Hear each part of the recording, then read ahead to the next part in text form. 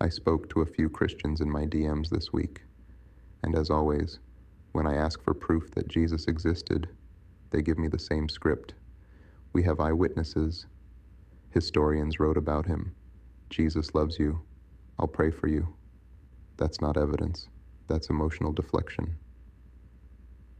Let's break this down, step by step. 1. No institution has ever verified Jesus was a real person. There's no museum, no university, no global archive, and no scientific body that has authenticated Jesus as a verified historical person. Not one.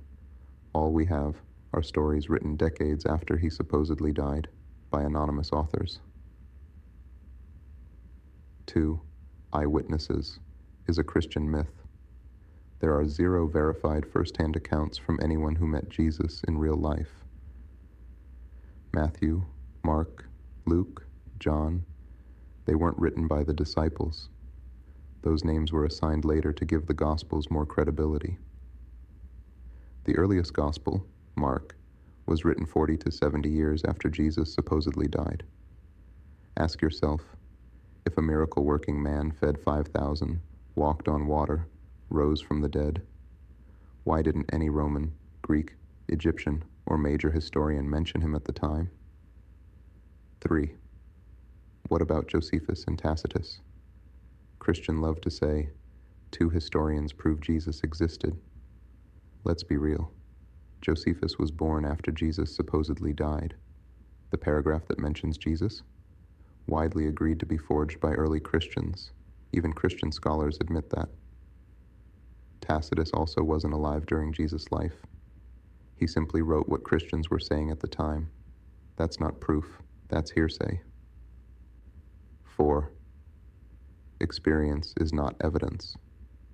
This is the biggest deflection. I know Jesus is real because I feel him. He changed my life. I say this with love.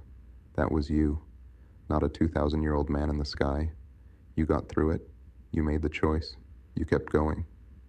Even your own Bible says, if you have faith as small as a mustard seed, you can move mountains.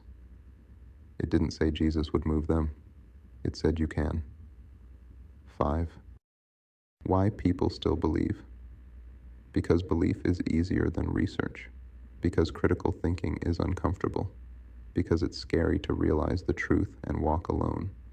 So instead of facing the facts, they cling to feelings as facts, myths as history, and a sky daddy to talk to instead of learning how to trust themselves.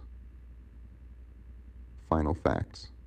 You say you believe because of experience, but you can't experience a man who allegedly lived 2,000 years ago.